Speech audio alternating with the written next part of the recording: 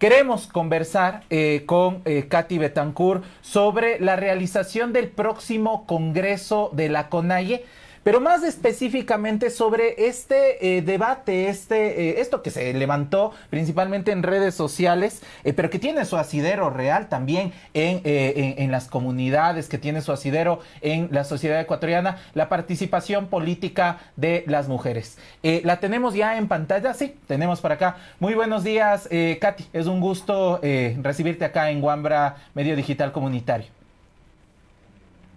El gusto es mío, Jorge, compañera, qué gusto verles a los tiempos y claro, por supuesto, un saludo a toda la audiencia que está conectada a este medio digital. A ver, comencemos con un tema muy concreto. Usted fue dirigente de la mujer en una época bastante compleja de la presidencia del expresidente Rafael Correa, en donde existieron varias movilizaciones muy fuertes, en donde existieron asambleas, persecución a varios líderes y lideresas, defensores y defensoras de derechos humanos, ratificado en varios informes, no lo estamos inventando, está ahí la documentación de lo que sucedió en esa época. ¿Cuán complejo fue ser dirigente de la mujer en una de las organizaciones de representación social más importantes, no solo de Ecuador, sino del continente, como lo es la CONAIE? Bueno, efectivamente, como lo acabas de contextualizar, Jorge, ya el hecho de ser dirigente, hombre o mujer, es complicado para la CONAIE porque estás como en el ojo del huracán del contexto político y sobre todo del lado en el que uno está criticando, haciendo propuestas que no son acogidas por el Estado. Más aún si somos mujeres, y en mi caso, siendo mujer con una mayoría del Consejo de Gobierno, siendo hombres y además con una lógica organizativa bastante masculinizada, entonces hay un montón de desafíos. Sin embargo, también hay puntos de encuentro, es decir, como indígenas y como personas que hemos sufrido las afectaciones de políticas ya en ese entonces, que sobre todo al final o desde el 2015, que fue una movilización bastante grande, ya vimos una orientación política neoliberal por parte del gobierno. Entonces, hombres y mujeres nos afectaban de igual manera estas políticas, pero siendo mujeres eso tiene una particularidad, tanto en el ejercicio de hacer política para hacer defender nuestros derechos, como ya en poder soportar esas políticas por parte del Estado. Entonces sí hay desafíos que son particulares, pero bueno, aquí estamos yo y muchas otras mujeres que no nos hemos dejado abatir por esas condiciones de desventaja, de desigualdad, sino que seguimos aquí adelante. Y justamente sobre la presencia de las mujeres en el movimiento indígena y concretamente en la CONAIE, quería preguntarte, Katy, en este tiempo hemos visto, digamos, diversas propuestas, digamos, también proyectos, lo que tiene que ver con el desarrollo de las mujeres indígenas, pero también, digamos, una disputa de ellas por puestos justamente de dirigencia. Ahí quería preguntarte, ¿cómo ves tú los proyectos que se están levantando desde las mujeres indígenas? Pero además, ¿qué tiene que ver, qué podría pasar, digamos, con una mujer al frente de la presidencia de la CONAIE o de la dirigencia? Bueno, sí, primeramente me parece muy bueno que este tema se siga discutiendo, aunque ha perdido su peso, porque ya concretamente en el tema que mencionas, en el escenario nuestro de la CONAIE había una potencial candidata, que era la compañera Rocío Cachimuel, el dirigente también de su pueblo Otavalo, que en la democracia que nosotros tenemos, comunitaria, asamblearia, pues perdió sus elecciones. Y ahora en su lugar está el compañero Marco Guatemala. Entonces, sí, a partir de eso un poco ha ido perdiendo su peso sin restarle tampoco importancia, porque en este momento la CONAIE tiene 5 candidatas y candidatos a la presidencia de la CONAIE. Y eso me parece, a mí personalmente, genial. Eso tiene que ver con que primero la organización está viva, después y que se incluyan mujeres en eso también es importante, ¿sí? Pero ya, digamos, hemos también hay una discusión particular respecto a las mujeres, aunque no son las mujeres, en este momento mismo hay una sola mujer que finalmente quedó como candidata de la CONAIE, que está en el pueblo Saraguro, se trata de María Andrade, que es la única, el resto son hombres, ¿ya? Entonces, me parece que eso es importante, ¿ya? Como un ejercicio de democracia. Y con respecto a las mujeres, lo que yo ubico en este contexto es más bien que en un principio, y decía perdió peso porque ahora ya no veo que hay tanto peso en el discurso de una mujer a la candidatura o la dirección política de la CONAIE, más bien se trataba de una instrumentalización de las mujeres que venía de la mano con un desprestigio a una figura específica que ya está siendo objeto de desprestigios, ¿no? Por ejemplo, no solo a nivel interno, sino también por la derecha de este país, por medios digitales y por medios masivos, ¿no? Que tienen una clara orientación política. Y estoy hablando de Leonidas Sisa, que es la figura que en este momento mismo, pese a toda esta oleada de desprestigio, no ha perdido peso. Entonces, la lectura que hacemos, y me incluyo porque muchos y muchas estamos en este sentido, es pensando en qué es y de qué manera podemos sostener y enfrentar este nuevo contexto político que tenemos que enfrentar, sobre todo la CONAIE, asumiendo la responsabilidad organizativa, ¿no? Con nuestros pueblos y nacionalidades, pero también con el país, pero también con el pueblo ecuatoriano, porque ya del 2019 acá la CONAIE tiene, o sea, el rol que juega en la política nacional ha cambiado y su posicionamiento es diferente y creo que eso no podemos negarlo.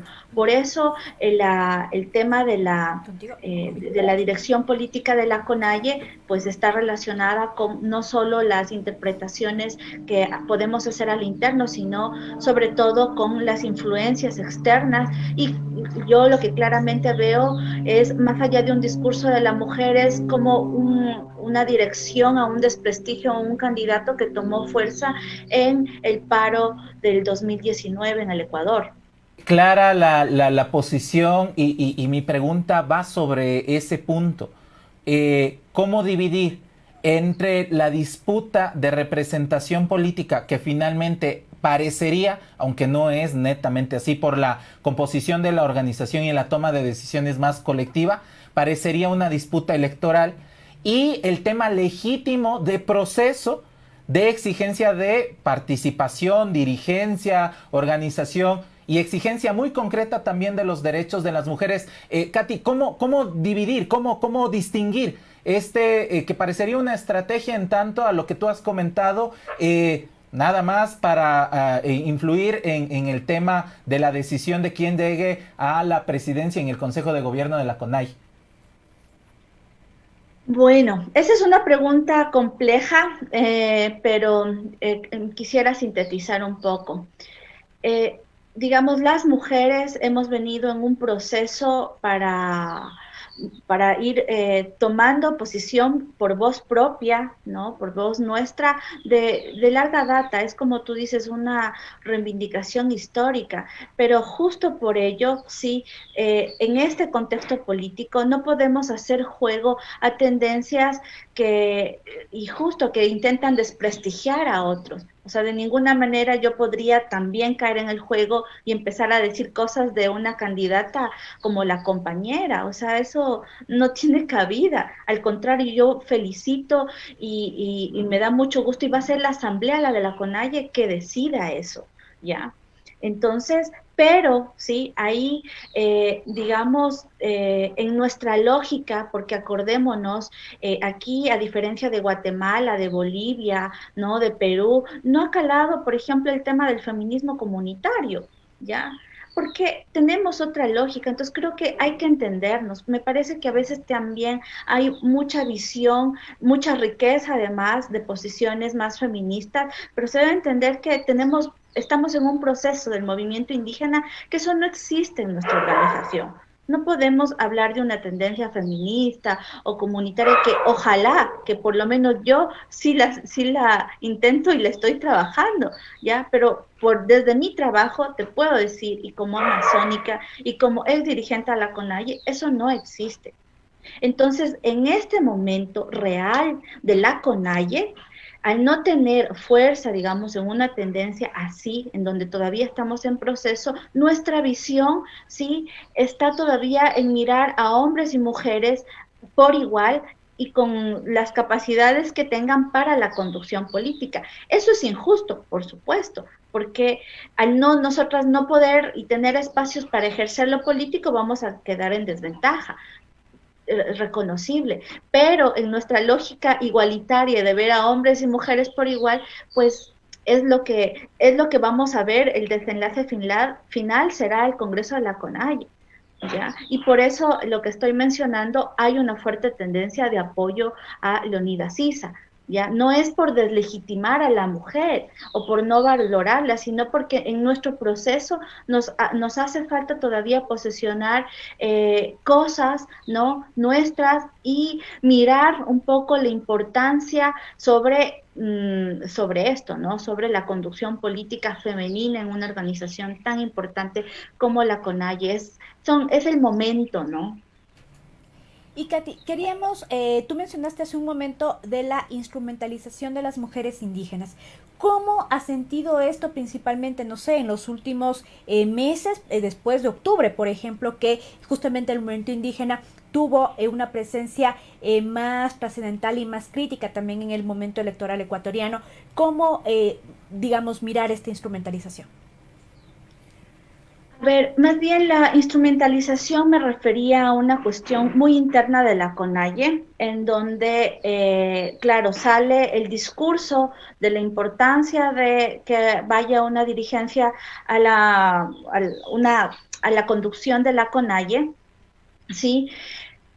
Cuando hay un candidato tan fuerte cuyas características molestan al poder, cuyas características son de crítica y que tomó bastante auge a partir del 2019. Entonces, y que inclusive hubo una disputa bastante fuerte con Pachacuti en cuanto a la candidatura de poder, la posibilidad de ser presidente inclusive de la República. Entonces hay tensiones, ¿no?, que siempre han existido, pero particularmente las tensiones que se generaron entre CONAIE y Pachacuti, que son bien conocidas, después repercutieron a nivel interno, ¿ya? Y entonces, bueno, toda esta historia, después el candidato Yacu Pérez, ¿no?, que finalmente no pudo llegar a la presidencia. Todas este contexto electoral, este contexto de la movilización, ¿sí?, daban o han hecho un camino para un candidato, y en medio de eso, bueno, se plantea el tema de la urgencia de la mujer, cuando siempre ha sido urgente. No es una urgencia de este momento, es una urgencia de siempre, ¿ya? Pero querer resolverla ahora, cuando ya hay un camino trazado, resulta tal vez esta palabra medio oportunista, ¿no? O sea, ¿por qué tenemos esta urgencia ahora cuando ya hay un camino trazado, que lo hemos trazado colectivamente además, y que se ha acumulado sin querer, sin intención, en una figura que es Leonidas Sisa? Ya, porque nadie quiso, ni él tampoco quiso tener el peso que tiene ahora. Pero miremos, por ejemplo, en la última movilización que se hizo en Cotopaxi, a mí me sorprendió, 3,000 comentarios, 1,700,000 visitas, 1,300,000 comentarios y 3,000 réplicas. Ese es un camino que está trazado. Entonces las mujeres no podemos ahí como decir, bueno, aquí es hoy o más o menos nunca. No, vamos a seguir en esto. Siempre hemos estado en esto, pero colectivamente ya se acumuló una fuerza organizativa en una figura. Entonces es una cuestión, es una visión política, ¿sí? Que muchas de pronto no compartirán, porque ya en términos feministas, si me preguntas, yo en mi posición feminista diría, bueno, y si no es hoy, ¿cuándo? O sea, nunca. Entonces siempre van a haber cosas más importantes y momentos que justifiquen para no estar. Sí, ahí digamos, hay una complejidad. Sin embargo, no veo un potencial ya como seres humanos, como runas, que en este mismo momento puedan equipararse a lo que se tiene o lo que tenemos colectivamente acumulado en la figura del compañero Leonidas Issa. Entonces resulta como en una pugna inútil, en una pugna entre hermanos. Entonces ahí estamos, ¿sí? Y como dijo, el Congreso va a poder decidirlo. Katy, y justo para ya ir finalizando, trascender quizá el tema de la coyuntura y trascender a la persona, que es importante, la visión política que tenga finalmente las personas que estén en el Consejo de Gobierno de la CONAIE como organización que aglutina varias comunidades, pueblos en el país. Pero yo pienso sí trascender porque, y recuerdo, lo recuerdo gratamente, justo su participación como dirigente de la mujer, lo que yo hablaba al inicio de esta entrevista, en un periodo bastante complejo, en donde el presidente fue el señor Jorge Herrera, presidente de la CONAIE, pero su participación fue indudable desde la dirigencia de la mujer. Entonces, ahí también vemos que hay algunos caminos sobre deber acompañar las exigencias, y quería trascender las figuras y la coyuntura preguntándole cuáles serían los temas de los derechos de las mujeres, sin eludir los derechos colectivos, los derechos de la comunidad, pero más específicamente los derechos de las mujeres de los pueblos y nacionalidades indígenas, que quien llegue al Consejo del Gobierno debe mantenerlos y debe mantener también esta disputa, que no se retroceda ante la política implementada por el gobierno ecuatoriano. Bueno, yo creo que todo este debate marca un antes y un ahora. O sea, sí, ahora de alguna manera se podría eludir la no dirección o la posibilidad de que nuevamente esté un hombre en la dirección política, ya esto va a cambiar, porque habemos muchas mujeres y hombres también que sienten esta necesidad. Entonces aquí se marca y pienso que primero al interno va a ser una exigencia muy fuerte para cualificar y para posicionar cuadros de mujeres, que hay muchas, ya, hay muchísimas, solo que siempre hay barreras económicas, sociales, políticas, ¿no? Para podernos también ser visibles en nuestro espacio, el espacio organizativo. Y después ya como política nacional, digamos, ahí hay dos partes, ¿no? Porque el ser mujer, para mí, como yo entiendo en mi ser y con otras compañeras, es el de dar y el preocuparse por los otros. Entonces, en ese sentido estaría el tema de la alimentación escolar, de la educación, de la salud, ¿no? Propia y de la familia y de los niños, que ahora, por ejemplo, de los pueblos indígenas, yo he visto madres llorar porque no tienen una computadora, porque no tienen internet, y porque es eso, ¿no? Ese sentimiento de madre en donde uno quiere lo mejor para los hijos, y eso no es posible, porque no hay condiciones materiales. ¿Ya? Entonces, por un lado, esas reivindicaciones que son las reivindicaciones, diría yo, populares, que están sostenidas por mujeres. Y por el otro lado, ya las específicas, ¿no? Como mujeres mismas pensando en nosotras, que tiene que ver con el bajar los índices de violencia, ¿sí? Primero por parte del Estado. O sea, no puede tratarnos, no puede jugar, digamos, con imágenes.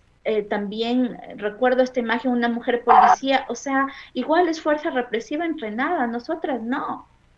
Entonces, primero la violencia del Estado y después en general la violencia social, el tema de los femicidios, eso es algo que tiene que estar en una agenda central organizativa como mujeres.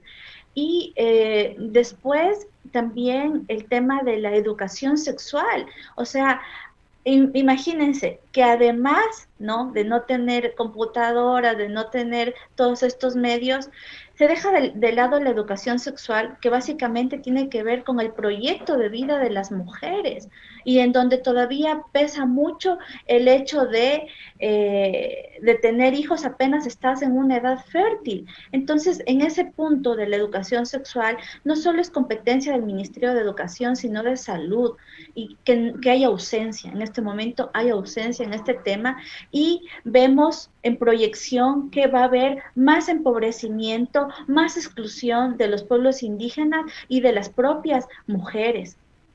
¿Sí? Y después también la agricultura, concretamente.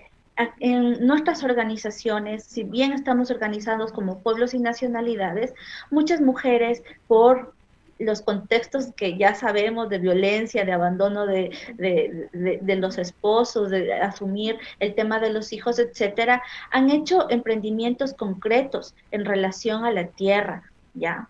Y estos tienen que ser fortalecidos, tiene que haber una política pública que fortalezca los proyectos en donde las mujeres son cabezas de familia y están sosteniendo sus hogares. Yo marcaría esos 3 puntos como principales.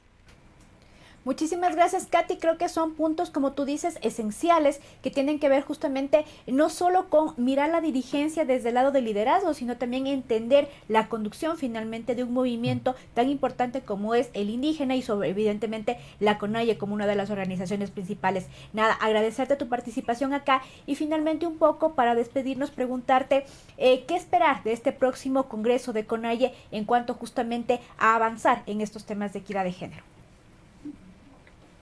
Bueno, el deseo más bien, esperar, contesto tu pregunta en el deseo de la esperanza. Digamos, hoy por hoy hemos visto que aquí en el Ecuador hace falta mayor organización social, es decir, la CONAIE no puede ser el único actor social que le dé contrapeso al Estado. Y yo quisiera hacer también un llamado en ese sentido. Debemos organizarnos. Después de la CONAIE me parece que el movimiento de las mujeres es un movimiento fuerte y potente. Bueno, pero también necesitamos juntarnos por las políticas más amplias, ¿no? No solo reivindicativas de las mujeres, pero hay que organizarnos mejor los trabajadores, formales e informales, estudiantes, campesinos, etcétera, ya, porque hay un conjunto de políticas que, como vemos, nos va a afectar a todos, el mismo hecho de la subida del precio de la gasolina, y la CONAIE no puede ser la única vocería en el Ecuador. Sin embargo, en este momento mismo, eso es, ¿ya? Y siendo así, lo que yo espero con todo el corazón y a todas las organizaciones base es que podamos tomar la mejor decisión sin tener posiciones de rencor o de revanchismo o de instrumentalización, que es lo que yo mencionaba. O sea, si no es eso, que sea bienvenido, porque lo que necesitamos aquí es salir fortalecidos en unidad, y el país necesita una CONAIE fuerte y unida, ¿sí? Y lo que esperaría es que este Congreso de la CONAIE, elija a quien elija, podamos todos y todas poner el hombro para sacar adelante aquel mandato por la vida que fue construido en el digamos, después de las jornadas con el nuevo gobierno de Moreno, que hizo caso omiso, ¿sí? Y las demandas que hoy tenemos después del 2019. Entonces, eso es lo que yo esperaría.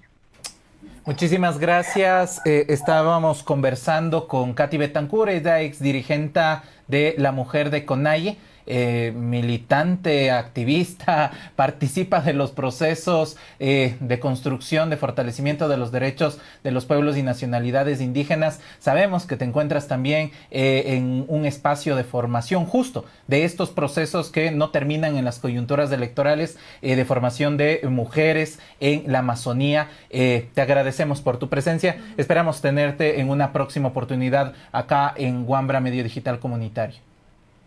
Muchas gracias, de igual manera.